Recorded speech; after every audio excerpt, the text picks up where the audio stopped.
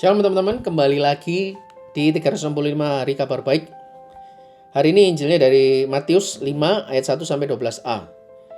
Sekali peristiwa ketika melihat banyak orang yang datang, Yesus mendaki lereng sebuah bukit. Setelah ia duduk, datanglah murid-muridnya. Lalu Yesus pun mulai berbicara dan mengajar mereka. Katanya, "Berbahagialah orang yang miskin di hadapan Allah, karena merekalah yang empunya kerajaan surga. Berbahagialah orang yang berduka cita, karena mereka akan dihibur. Berbahagialah orang yang lemah lembut, karena mereka akan memiliki bumi. Berbahagialah orang yang lapar dan haus akan kebenaran, karena mereka akan dipuaskan. Berbahagialah orang yang murah hati, karena mereka akan beroleh kemurahan. Berbahagialah orang yang suci hatinya, karena mereka akan melihat Allah. Berbahagialah orang yang membawa damai, karena mereka akan disebut anak-anak Allah. Berbahagialah orang yang dianiaya demi kebenaran, karena merekalah yang empunya kerajaan surga. Berbahagialah kamu jika demi aku kamu dicela dan dianiaya, dan kepadamu difitnahkan segala yang jahat. Bersukacitalah dan bergembiralah, karena besarlah ganjaranmu di surga." Demikianlah sabda Tuhan. Terpujilah Kristus. Nah, teman-teman, hari ini tentang sabda bahagianya Tuhan Yesus ya. Kalau kita bahas banyak banget poinnya. Tapi poinnya adalah karena hari ini lagi ngomongin tentang hari raya semua orang kudus ya. Artinya gini, poin yang pertama yang saya tangkap di Injil ini, bacaan hari ini adalah murid-murid Yesus itu dekat dengan pengajarannya Yesus. Dia datang. Di sini dikatakan di ayat yang kedua. Ayat yang pertama. Setelah ia duduk, datanglah murid-muridnya. Jadi gini, poin yang saya pelajari di poin ini adalah kalau sabda bahagianya kita bisa kulik dalam ya, tapi saya nggak mau bahas itu karena terlalu lama, nanti bisa jadi 15, 20, dan bahkan 30 menit ya. Tapi poinnya adalah ketika Yesus duduk, datanglah murid-muridnya. Nah sama, Yesus itu duduk di mana? Yesus itu bertahta di mana? Bertahta, firman Tuhan bilang bertahta di atas pujian. Yesus itu bertahta di hati kita. Ya, hati kita ini bait Allah, tempatnya Tuhan. Lalu setelah Yesus duduk, datanglah murid-muridnya. Nah, ini poin menariknya adalah gini teman-teman. Setiap hari Yesus itu, apakah kita ini datang ke Tuhan? Mendengarkan firman Tuhan, mendengarkan isi hatinya, ya, mendengarkan sabda bahagianya Tuhan. Makanya hari ini kan perayaan Santo Santa, orang kudus. Santo Santa itu siapa? Orang atau pribadi yang spend time, menghabiskan waktu di bawah kaki Yesus untuk merenungkan perkataannya, firman-Nya. Ya. Pertanyaannya, apakah selama ini kita duduk diam? Ketika Yesus duduk, Yesus mau berbicara nih, apakah kita duduk diam mendengarkan atau kita sibuk dengan urusan kita masing-masing? Ya. Komitmennya adalah ya ketika Yesus bertahta dan mau berbicara, mau berfirman, ya saya ingin jadi muridnya Yesus yang baik, yang mendengarkan dengan baik ya, mendengarkan dengan baik.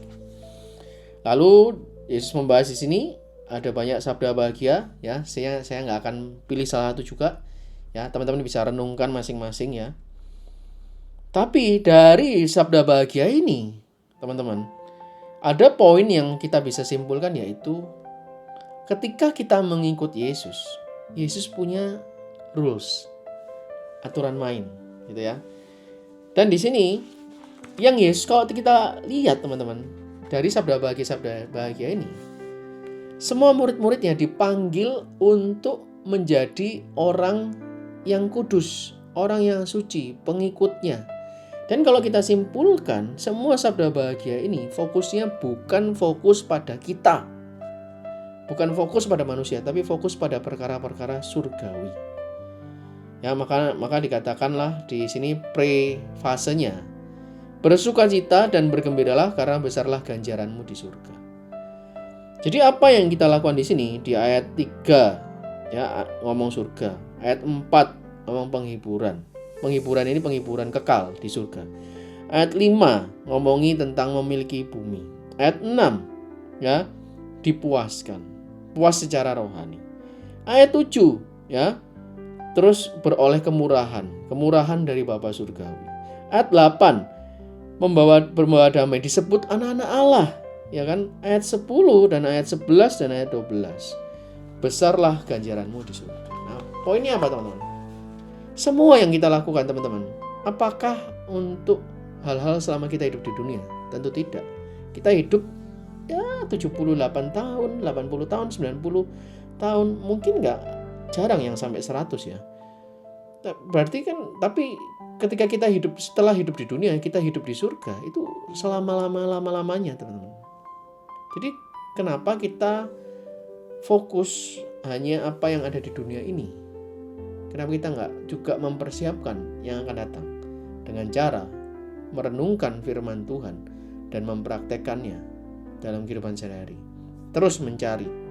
Ya saya tahu nggak gampang, saya juga nggak munafik, saya nggak menampik bahwa kita masih hidup di dunia, kita masih membahas apa yang ada di dunia, jelas ya. Tapi di sini hari ini Tuhan mau mengatakan bahwa ini loh, kalau kita nih mampu belajar dari keteladanan orang-orang suci, mereka ini kata kuncinya, kunci utama mereka itu adalah kehidupan mereka itu berfokus pada ganjaran yang ada di surga, ya. Fokus pada kehidupan surgawi. Nah, komitmennya apa? Ya, apakah selama ini kita bisa terlalu banyak atau bahkan belum pernah memberikan fokus kita pada kerajaan surga? Contoh fisiknya apa? Contoh fisiknya kita nih seperti taking for granted, teman-teman. Hidup itu seperti ya udah lost aja gitu ya. Gaspol gitu ya, remblong. Nah. Tapi kita sama sekali nggak pernah memikirkan. Padahal selain di sabda bahagia nanti akan ada konsekuensi yang lain, teman-teman. Ya kita nggak akan bahas hari ini. Itu komitmennya. Geser aja dikit teman-teman. Fokus kita ke kerajaan surga supaya kita juga mempersiapkan ya masa depan kita, yang yaitu kehidupan kekal. Itu aja komitmen dari saya teman-teman untuk hari ini.